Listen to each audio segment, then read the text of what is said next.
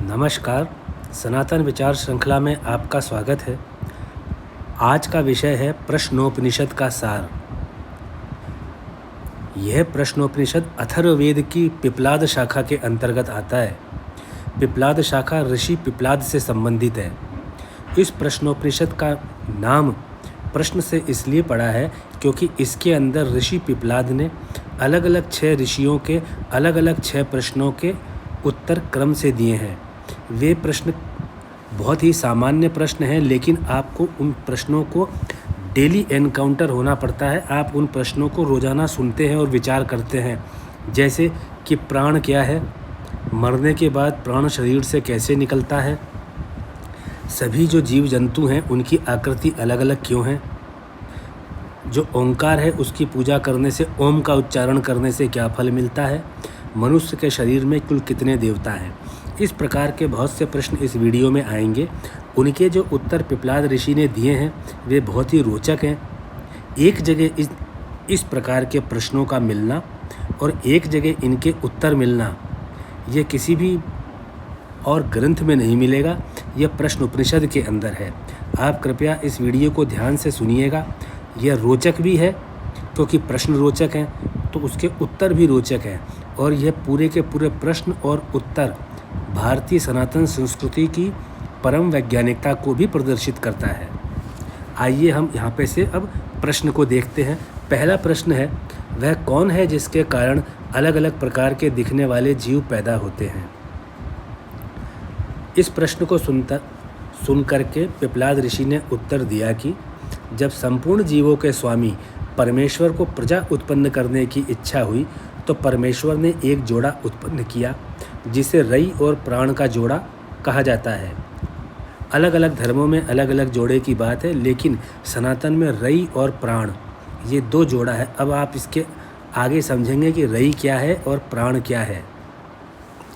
रई और प्राण के जोड़े को उत्पन्न करने का उद्देश्य यह था कि यह जोड़ा परमेश्वर की मर्जी से अलग अलग प्रकार की सृष्टि करेगा और अलग अलग प्रकार के जीव जंतु उत्पन्न हो सकेंगे। जीवों में जो जीवनी शक्ति है उसे प्राण कहा गया है, और जिसके कारण अलग अलग जीवों के अलग अलग प्रकार के शरीर होते हैं वह रई के कारण होते हैं। इस प्रकार प्राण चेतना है और रई शारीरिक शक्ति, मन के विचार और शरीर की आकृति है। इन्हीं प्राण और रई को अग्नि और सोम के नाम से भी जाना जाता है। ये उत्तर चल रहा है पिप्लाद ऋषि का। पिप्लाद ऋषि प्रश्न के उत्तर में समझाते हैं कि दिखाई देने वाला संपूर्ण संसार जो जीवन के उमंगों से भरा हुआ है केवल रई और प्राण के अलग अलग अनुपातिक मिश्रण का ही रूप है। इसका अर्थ यह हुआ, जो अनुपातिक मिश्रण अलग अलग बताए हैं कि प्राण और किसी में प्राण कम है और रई ज़्यादा है तो शरीर उसका बहुत बड़ा है लेकिन आयु कम है। किसी का रई कम है और प्राण ज़्यादा है तो शरीर छोटा है लेकिन आयु ज़्यादा है। इसको आपको इस प्रकार से समझना होगा। प्राण का संबंध सूर्य से है और रई का संबंध चंद्रमा से है। यह सूर्य ही है जिसके कारण जीवन संभव हो सकता है। जहाँ जहाँ सूर्य का प्रकाश पहुँचता है वहाँ वहाँ नवीन स्फूर्ति आ जाती है। इसीलिए सूर्य ही सभी जीवों का प्राण है। ऋषि पिप्लाद ने कहा है कि प्राणियों के शरीर में जो जठराग्नि है, जो पेट के अंदर जठराग्नि है, डाइजेस्टिव सिस्टम में जिसके कारण भोजन पचता है, वह जठराग्नि सूर्य का ही अंश है। वहीं ऋषि पिप्लाद द्वारा बताया गया है कि प्राणियों के शरीर के स्थूल तत्व जो दिखाई देते हैं, यानी मांस, मेद, अस्थि, मज्जा, रक्त, मन आदि जो हैं, वे चंद्रमा के कारण से हैं, जिसे रई कहकर बताया गया है। इसलिए जो पहला प्रश्न है, प्रथम प्रश्न के उत्तर में ऋषि पिप्लाद ने परमेश्वर को तो अलग अलग जीवों की उत्पत्ति करने वाला बताया है, किंतु प्राण अर्थात सूर्य का अंश और रई यानी चंद्रमा का प्रभाव, इन दोनों के द्वारा ही अलग अलग जीवों की उत्पत्ति होना बताया गया है। तो ये उस प्रश्न का उत्तर हुआ। आप देखेंगे कि जैसे जैसे आप वीडियो को आगे सुनते चले जाएंगे, वीडियो की रोचकता अपने आप बढ़ती चली जाएगी। दूसरा प्रश्न है, इस प्रश्न के 3 हिस्से हैं। पहला है, प्राणियों को धारण करने वाले कुल कितने देवता होते हैं। प्राणियों के शरीर में कुल कितने देवता होते हैं। इनमें से कौन कौन से देवता प्राणी को प्रकाशित करते हैं, मतलब कि जो हम काम करते हैं जिसकी वजह से हम कुछ कर पाते हैं, वे किस किस देवता के कारण होते हैं। और शरीर के सभी देवताओं में सबसे श्रेष्ठ कौन है। तो ये 3 प्रश्न को मिला करके द्वितीय प्रश्न बना है। तो अब हम एक एक करके इनका उत्तर जानते हैं। पहला है प्रश्न इसमें, द्वितीय प्रश्न का पहला भाग है, प्राणियों को धारण करने वाले कुल कितने देवता हैं। इसके उत्तर में पिप्पलाद ऋषि ने क्या बताया कि सभी का आधार आकाश रूपी देवता ही है। आकाश रूपी देवता कौन, जिन्हें हम शंकर भगवान कहते हैं, विष्णु भगवान कहते हैं, या शक्ति को पूजने वाले दुर्गा माता, पार्वती माता कहते हैं, लक्ष्मी माता कहते हैं, या जो परमपिता परमेश्वर है वह आकाश रूपी देवता ही सभी का आधार है, क्योंकि उन्होंने ही सृष्टि की रचना की है। किंतु धारण करने वाले कुल 4 देवता हैं जो शरीर में होते हैं, जो वायु, अग्नि, जल और पृथ्वी है। ये चारों महाभूत प्राणी के शरीर को धारण करते हैं। इनसे क्या होता है कि शरीर का निर्माण होता है। द्वितीय प्रश्न का दूसरा भाग है, इनमें से कौन कौन से देवता प्राणी को प्रकाशित करते हैं। तो जैसे वाणी, सूंघना, देखना, स्पर्श और स्वाद, ये 5 कामेंद्रियां हैं, और कान, नाक, आँख, त्वचा और जिह्वा, ये 5 ज्ञानेंद्रियां हैं। मन को मिलाकर के 4 अंतःकरण हैं। ये कुल 14 देवता हो गए जो इस शरीर के प्रकाशक है, जिसकी वजह से हम अपना काम कर पाते हैं। शरीर बन गया, अब शरीर को काम करना है, तो ये 14 देवता जो हैं, जो 14 रूप हैं जिसके कारण शरीर काम कर पाता है, वो उसको 14 इस तरह से 5 कामेंद्रिय, 5 ज्ञानेंद्रिय और 4 अंतःकरण, इस तरह से बताया गया है दूसरे प्रश्न के दूसरे भाग को। आइए दूसरे प्रश्न के तीसरे भाग को पूछते हैं, शरीर के सभी देवताओं में सबसे श्रेष्ठ कौन है। उत्तर में है, जब सबसे श्रेष्ठ देवता की पहचान करने की बात होती है तो पिप्पलाद ऋषि प्राण को अत्यंत श्रेष्ठ देवता बताते हैं, क्योंकि जब प्राण प्राणी के शरीर को छोड़कर चला जाता है तो 14 प्रकाशक देवता अपना कार्य नहीं कर सकते, न तो हम कान से सुन सकते, न आँख से देख सकते। जिस जीव के शरीर को प्राण छोड़ चुका है उसका मन किसी काम का नहीं होता, न ही वह जीव सुन सकता है, न ही उसको स्पर्श का पता चलता है। मरे हुए आदमी को आप छुएंगे तो उससे जगेगा नहीं। इसी प्राण की श्रेष्ठता का वर्णन कि प्राण श्रेष्ठ है छांदोग्य उपनिषद के 5वें अध्याय के आरंभ में और बृहदारण्यक उपनिषद के 6ठे अध्याय के आरंभ में भी आया है। यह प्रश्नोपनिषद की बात चल रही है। ये जो प्राण श्रेष्ठ है ये छांदोग्य उपनिषद के 5वां अध्याय जो है उसके प्रारंभ में भी है और दारण्य उपनिषद के 6ठे अध्याय के प्रारंभ में भी है। कहीं आप कंफ्यूज न हो जाएं कि ये चीज़ जो है प्रश्नोपनिषद में क्यों बताई गई है, ये छांदोग्य में भी पढ़ी है, कोई कहेंगे मैंने दारण्यक में पढ़ी है, तो उन दोनों जगह पर भी इसका उल्लेख है। और ये तीनों जगह प्रश्नोपनिषद में, छांदोग्य में और दारण्य में समान है, कोई अंतर नहीं है इसके अंदर। अब आता है प्रश्न तीसरा। इसके कुल 6 भाग हैं। पहला है प्राण किससे उत्पन्न होता है। दूसरा भाग प्राण मनुष्य के शरीर में कैसे प्रवेश करता है। तीसरा भाग मनुष्य के शरीर में प्राण किस प्रकार से स्थित और स्थिर रहता है। चौथा भाग प्राण जब एक शरीर को छोड़कर दूसरे शरीर में जाता है तो वह प्राण पहले शरीर से किस प्रकार से निकलता है। पांचवा भाग प्राण इस जगत को किस प्रकार धारण करता है। छठा भाग प्राण मन और इंद्रियों को किस प्रकार जागृत करता है। देखिए आप कितने रोचक प्रश्न हैं ये। अब आप इसके प्रश्न एक एक करके प्रश्न और उसके उत्तर सुनिए। पहला है प्राण किससे उत्पन्न होता है। इसका उत्तर है कि प्राण परमात्मा से उत्पन्न हुआ है। जिस प्रकार किसी जीव की छाया कभी भी जीव को छोड़कर अलग नहीं होती, उसी प्रकार प्राण भी परमात्मा के साथ ही मेल बनाकर रखता है। तीसरे प्रश्न का दूसरा भाग प्राण मनुष्य के शरीर में कैसे प्रवेश करता है। प्राण मनुष्य के शरीर में प्रवेश पूर्व जन्मों के कर्मों और भावनाओं के आधार पर करता है। जब मनुष्य मरता है तो उसके मन में पूरे जीवन में किए हुए कर्मों के जैसा जाल बनता है, प्राण को उसी प्रकार का शरीर मिलता है।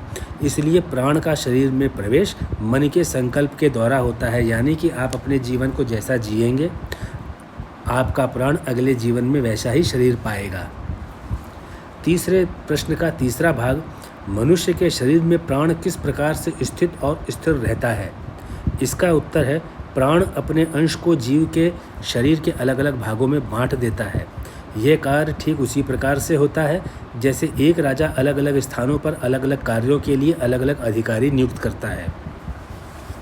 ये आप इन प्रश्नों के उत्तर का चिंतन का विषय है। ये आप सोचेंगे तो आपको पता चलेगा कि इससे सटीक इन प्रश्नों का उत्तर नहीं दिया जा सकता। तीसरे प्रश्न का चौथा भाग, प्राण जब एक शरीर को छोड़कर दूसरे शरीर में जाता है तो वह प्राण पहले शरीर से किस प्रकार से निकलता है? इसके उत्तर में पिप्पलाद ऋषि कहते हैं, जो मनुष्य पुण्य कार्य करता रहा है, जिसके जीवन के सभी कर्म शुभ होते हैं, उसके उदान वायु से प्राण शरीर के बाहर निकलता है। अब यहाँ पे आपको उदान वायु समझाया गया है। जो लोग नहीं समझते हैं तो वे कृपया ध्यान से सुनें। उदान वायु को समझने के लिए आप इतना समझ लीजिए कि मानव शरीर में 72 करोड़ नाड़ियों से अलग एक नाड़ी और भी है जिसे सुषुम्ना नाड़ी कहते हैं, जो हृदय से निकल करके मस्तक में गई है। इस सुषुम्ना नाड़ी के द्वारा जो वायु ऊपर की ओर निकलती है उसे उदान वायु कहते हैं। तो इस प्रकार से हृदय से जो मस्तक के अंदर जो नाड़ी जाती है सुषुम्ना, उसके माध्यम से प्राण निकल जाता है। पुण्य आत्माओं का, संतों का, अच्छा सोचने वालों का, ईमानदार लोगों का, पवित्र लोगों का। लेकिन जिनका जीवन पाप कर्मों से भरा रहता है उनके शरीर से प्राण मलमूत्र के स्थान से निकलता है। ऐसा पिप्पलाद ऋषि ने इस प्रश्न के उत्तर में बताया है। आइए अब अगला प्रश्न देखते हैं। प्रश्न 5वां और 6ठा तीसरे प्रश्न का हिस्सा भाग जो है, प्राण इस जगत को किस प्रकार धारण करता है और प्राण मन और इंद्रियों को किस प्रकार जागृत करता है। इन दोनों ही प्रश्नों का आपको उत्तर एक साथ मिला हुआ दिखेगा। एक शरीर से निकलकर जब प्राण उदान वायु को साथ लेकर दूसरे शरीर में जाता है तो प्राण मन और इंद्रियों को भी साथ ले जाता है। अब यहाँ पर प्रश्न है कि आपने पिछले जीवन में जैसे मन में विचार थे वैसा आपको शरीर मिला, तो क्या गारंटी है कि वैसा ही मिलेगा? तो यहाँ पर पिप्पलाद ऋषि ने बताया है कि प्राण मन और इंद्रिय को भी साथ लेकर के जाता है जब शरीर छोड़ करके जाता है, और जब वापस से प्रवेश करेगा किसी शरीर में तो उसी मन और इंद्रिय के साथ में करेगा। तो इसलिए वह वही भोगेगा जो उसको पहले जन्म के अंदर उसने किया हुआ है। उसका आधार क्या है? सूर्य ही सभी का बाह्य प्राण है। यह प्राण सूर्य के प्रकाश के माध्यम से इस जगत को धारण करता है। प्राण निकल करके जा करके सूर्य के आधार के ऊपर रहेगा, वहाँ से वापस से जीव के अंदर जाएगा। और दूसरा, सूर्य का प्रकाश ही नेत्रों को देखने की शक्ति देता है। आकाश में विचरने वाली वायु ही शरीर के बाहरी अंगों को शांति प्रदान करती है। तो प्राण जो है इसी प्रकार से इन दोनों प्रश्नों के उत्तर को पिप्पलाद ऋषि द्वारा कहा गया है। आता है चौथा प्रश्न। इसमें 5 बातें पूछी गई हैं। अब आप क्रम से देखिए। प्रश्न पहला, जो चौथे का जो पहला भाग है वह है, जब मनुष्य निद्रा में होता है तो शरीर में रहने वाले कौन कौन से देवता सोते हैं?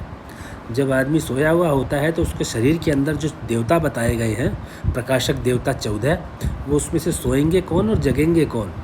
उत्तर में पिप्पलाद ऋषि कहते हैं, जब मनुष्य सोता है तो 10 इंद्रियां और मन सो जाते हैं।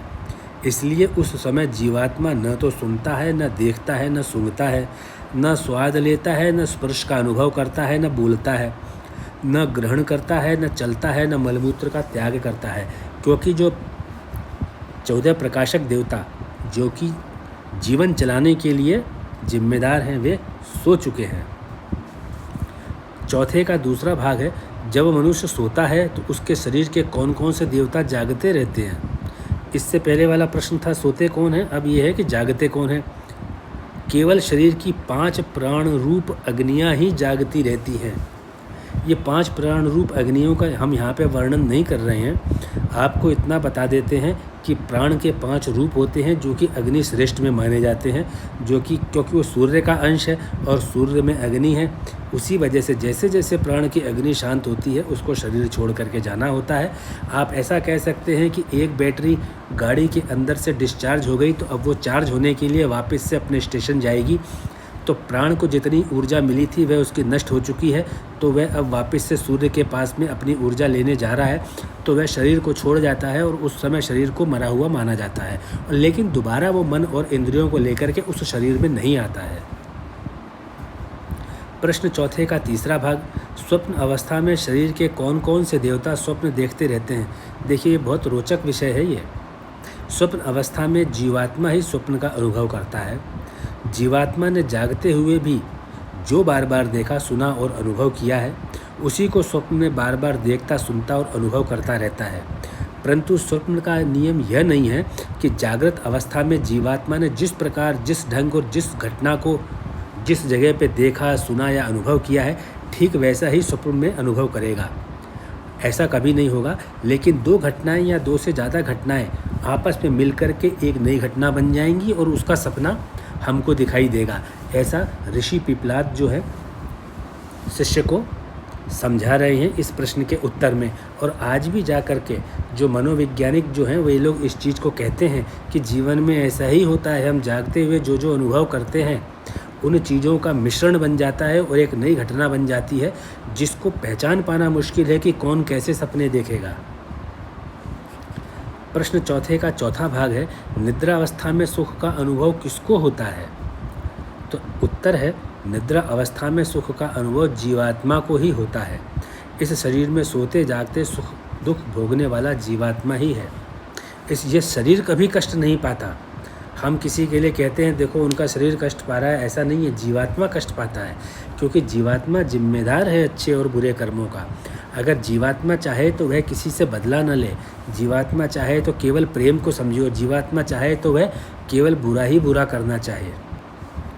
प्रश्न चौथे का पांचवा भाग है, ये मन, बुद्धि, इंद्रियां और प्राण सब के सब किस में स्थित हैं? इसके उत्तर में पिपलाद ऋषि कहते हैं कि ये सभी उड़ने वाले पक्षियों की तरह हैं, जो शाम होने पर अपने निवास पर वापस आ जाते हैं। उसी प्रकार इन सभी जो है मन, बुद्धि, इंद्रिय, प्राण का आश्रय परमात्मा है, क्योंकि परमात्मा ही परम आश्रय है। और परमात्मा ने ही सूर्य को इसका, आप ये ऐसा कह सकते हो कि एक प्रकार से आदेश दे रखा है कि आप इस प्राण को जब ये विचरण कर करके आए तो नियत करना आपका काम है। और जिस प्रकार से प्रत्येक प्राणी के अंदर ईश्वर का अंश है, उसी प्रकार से जो अग्नि सूर्य की है वो परमात्मा का अंश है। तो इस प्रकार से चौथे प्रश्न का पांचवा भाग खत्म हो जाता है। तो अब आता है पांचवा प्रश्न। इस प्रश्न को आप अगर जितना ध्यान से सुनेंगे आपके लिए उतना लाभ होगा।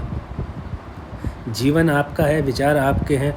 मेरी तो अभिलाषा है कि आप स्वस्थ रहें, प्रसन्न रहें, लेकिन यह प्रश्न जो है आपकी स्वास्थ्य में और आपकी प्रसन्नता में 4 चांद लगा देगा अगर आप इस प्रश्न को सही प्रकार से इसका उत्तर जान जाते हैं। तो यह प्रश्न ओंकार की उपासना के विषय में है। प्रश्न यह है कि ओंकार की उपासना से कौन सा फल मिलता है। मैं पहले आपको प्रश्न समझा देता हूँ। यहाँ पे जो शिष्य ने ऋषि पिपलाद से पूछा कि ओंकार की उपासना से कौन सा फल मिलता है, तो इनका ये कहना है कि 2 प्रश्न हैं इसमें कि ओंकार की उपासना किस प्रकार की जाए और उससे क्या लाभ मिलेगा। तो यहाँ पर जो उत्तर आया है वह यह है कि यह जो ओम है अर्थात पर ब्रह्म परमेश्वर से अलग नहीं है। केवल इसी एक ओंकार का जप, स्मरण और चिंतन करके मनुष्य परब्रह्म परमेश्वर को पा लेता है। यहाँ पे ऋषि का जो पूरा का पूरा विवरण है जो उन्होंने कहा है वो कई पेज का है, उसको मैं यहाँ प्रस्तुत ना करके बहुत ही नट शैल में संक्षेप में आपको समझाता हूँ कि मुंह से उच्चारण जब ओम का किया जाए और हम अपने सामने राम को देखें कल्पना में, कृष्ण को देखें, हनुमान को देखें, गणेश को देखें, माता को देखें, माता काली को, दुर्गा माता को, माता अम्बे को, माता पार्वती, माता लक्ष्मी, माता सरस्वती किसी को देखें, विष्णु भगवान को, शंकर भगवान को, ब्रह्मा जी को किसी को देखें। जब हम उनको देख करके लगातार ओम का उच्चारण करते रहें तो एक समय ऐसा आता है कि हमारी निपुणता इतनी हो जाती है कि जो विशेष शक्ति जिसकी हम अभिलाषित हैं, जिसकी हम उम्मीद करते हैं, उसके गुण हमको धीरे धीरे प्राप्त होने लग जाते हैं, क्योंकि हमारा सीधा संबंध प्रणव हो जाता है। ये जो है ओम, ये प्रणव है, प्राण का विस्तार हो जाता है उसके अंदर, और हम सीधे सीधे जाकर के जीवित अवस्था में ही परमात्मा से जुड़ जाते हैं। ऐसा ऋषि पिपलाद संक्षेप में जो कहा वो मैं आपको बता रहा हूँ यहाँ पे। इसलिए ओम का उच्चारण 2 मिनट, 5 मिनट, 20 मिनट, आधा घंटा, 1 घंटा, 2 घंटा, जिससे जितना ज़्यादा हो सके उतना ज़्यादा कर लेना चाहिए। ये अपने आप में मनोवैज्ञानिक स्तर ही नहीं चिंतन मनन का विषय भी है, स्मरण का विषय है, जप का विषय है। कृपया आप इसको गंभीरता से लें तो आपको इसके लाभ की कोई सीमा नहीं है। कौन सा फल मिलता है? जब कह दिया गया है कि पर ब्रह्म परमेश्वर को पा लेता है, तो अब इससे बड़ा फल तो और कोई भी उम्मीद के बाहर है। 6वां प्रश्न है, ऋषि पूछते हैं पिप्लाद ऋषि से कि 16 कलाओं वाला पुरुष कौन है। आप कृपया ध्यान दीजिएगा, जो पुरुष की 16 कलाओं वाला बताया गया है उस पर अलग वीडियो होना है, इसलिए यहाँ पे उसको डिस्कस करेंगे तो आपको छोटे में समझ में भी नहीं आएगा। आप केवल इतना सुन लीजिए कि जो परमेश्वर हैं उनकी कलाएं 16 हैं, जैसा कि कहते हैं कि श्री कृष्ण जो हैं वे 16 कलाओं वाले हैं। तो इसके उत्तर में पिप्लाद ऋषि बोलते हैं कि यह 16 कलाओं वाला पुरुष हमारे अंदर ही विराजमान है। पिप्लाद ऋषि स्पष्ट रूप से समझाते हैं कि जितनी ईश्वर में कलाएं हैं उतनी कलाएं एक सामान्य व्यक्ति में होती हैं। व्यक्ति किसको जागृत करता है और किसको सोने देता है, यह व्यक्ति के विशेष व्यक्तित्व के ऊपर, उसके विचार पर निर्भर करता है। व्यक्ति अपने जीवन को गंभीरता और प्रेम से, स्नेह से लेता है और अपने अंदर स्नेह का वातावरण पैदा करता है, तो वह 16 की 16 कलाओं को जगा सकता है। ऐसे बहुत से महान संत, ऋषि, महर्षि हुए हैं जिन लोगों ने अपनी 16 की 16 कलाएं जगा ली हैं। बात ऐसा नहीं है तो फिर वो क्या मरे नहीं? प्रश्न केवल ये है कि 16 कलाओं वाला पुरुष कौन है। तो 16 कलाओं वाला प्रत्येक पुरुष है। मैं, आप, ये, वो, इधर उधर रहने वाले सारे 16 कलाओं वाले हैं जो हमारे अंदर रहता है। उसे खोजने के लिए कहीं बाहर नहीं जाना होता है, ऐसा ऋषि पिप्लाद ने लिखा है।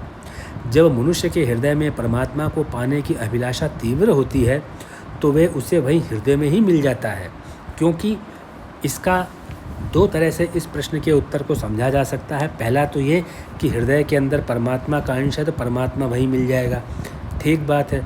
ये तो एक बात हो गई है कि मुझे मेहनत नहीं करनी पड़ी, लॉटरी लग गई और कई करोड़ रुपए मिल गए, तो वो वाली बात एक ख़त्म हो गई। लेकिन अगर किसी को मेहनत करनी पड़ी, तो किसी ने दुकान खोली तो सुबह से लेकर के देर रात तक दुकान पर उसने मेहनत की, 50 साल में जा कर के दुकान चली, तब जा कर के उसको उसका लाभ हुआ। तो उसी प्रकार से ये है कि आपके अंदर 16 कलाओं वाला पुरुष है। आप उसको जागेंगे तो आपके अंदर भी 16 कलाएँ आ जाएंगी, तो आप भी ईश्वर का अंश पूरा का पूरा आपका जग जाएगा। आपका ये शरीर तो मरेगा, आप हमेशा एक ही पुराने शरीर में कब तक रहेंगे, लेकिन आपकी जो प्राण है वह उस मन और उस इंद्रिय को लेकर के जाएगा। जब वापस उसको शरीर मिलेगा तो 16 कलाओं वाला ही मिलेगा। तो फिर उसके बाद में जो नई अभिव्यक्ति है कई महान संतों के द्वारा कि बार बार आपको संत योनि ही मिलेगी, सामान्य योनि नहीं मिलेगी जिसके अंदर आदमी खट रहा है, पिस रहा है, कमाने जा रहा है, घर में पीड़ा, घर में झगड़े, पड़ोसी में पीड़ा, इससे कंपटीशन, उससे नफरत, इससे ईर्ष्या, उससे प्रेम, इससे बराबरी, ऐसी भावना ही ख़त्म हो जाएंगी। जो जीवन मिलेगा वो आदर्श जीवन मिलेगा, जो जीवन जीने के लिए प्रेरणादायी होता है और जिस जीवन को जीने के लिए मनुष्य का जन्म हुआ है। तो इस प्रश्न के अंदर हम यहाँ पर केवल इतनी बात करते हैं कि 16 कलाओं वाला पुरुष हृदय के अंदर है, यह वहीं मिलेगा। अब वहाँ से खोज करके निकालेंगे या स्वयं उसको डेवलप करेंगे, यह व्यक्ति विशेष पर निर्भर करेगा। तो इस प्रकार से आपने देखा कि 6 अलग अलग ऋषियों ने, जो ऋषि पिप्लाद के पास जाकर के 6 अलग अलग प्रश्न पूछे। ये सारे प्रश्न रोचक हैं, उत्तम प्रश्न हैं। ये वही प्रश्न हैं जो आप लोग आम रूप से आपस में बात करते हैं, लेकिन आपके पास में इसके उत्तर नहीं होते हैं। परंतु ऋषि पिप्लाद के पास इन्हीं प्रश्नों पे चिंतन और मनन किया हुआ था। उन्होंने अच्छे से अच्छा उत्तर खोजने के लिए वर्षों तपस्या की थी, तो उनके पास ये उत्तर थे। उन्होंने 6 लोगों को दे दिया। अब 6 लोग आगे जा कर के 6 लोगों को देंगे तो 36 लोगों के पास, फिर उसके पास 216 लोगों के पास जाएगा। ऐसे बढ़ते बढ़ते आज हमारे पास में लिखित रूप में आया है। तो गर्व की बात है कि हमारे पूर्वजों के पास में इतना चिंतन मनन करने का हौसला भी था, बुद्धि भी थी, प्रयास भी था, विवेक भी था, संकल्प भी था, तभी ये हमारे पास में ज्ञान आया है। यह किसी अन्य देश का लिया हुआ ज्ञान नहीं है, सनातन ने दिया ही है, लिया किसी से नहीं है। तो आप लोगों ने इन प्रश्नों को सुना, आपसे मेरी प्रार्थना है अगर इनमें से कोई प्रश्न आपको अच्छा लगा हो, इनमें से कोई प्रश्न आपको ऐसा लगा हो उसके बारे में ज़्यादा जानना है तो कृपया कमेंट में करिएगा। थोड़ा दिन ज़रूर लगेगा, लेकिन मैं इस विशेष प्रश्न के ऊपर ही बड़ा वीडियो, जितना भी विवरण मेरे को प्रश्नोपनिषद से या दूसरे उपनिषद से मिल सकेगा मैं बना दूंगा, जिससे आपको उस प्रश्न के उत्तर को और विस्तार पूर्वक जानने का मौका मिल जाए। बाकी आप लोग जो मेरा वीडियो देखते हैं, मेरी प्रार्थना है आपसे कि अपने मित्रों के साथ में, अपने रिश्तेदारों के साथ में इसको शेयर कीजिए। और जो आपने आज वीडियो देखा, अपना बहुमूल्य समय का अंश इस वीडियो को देखने में दिया, मैं उसके लिए आपका आभारी हूँ और आपको धन्यवाद देता हूँ।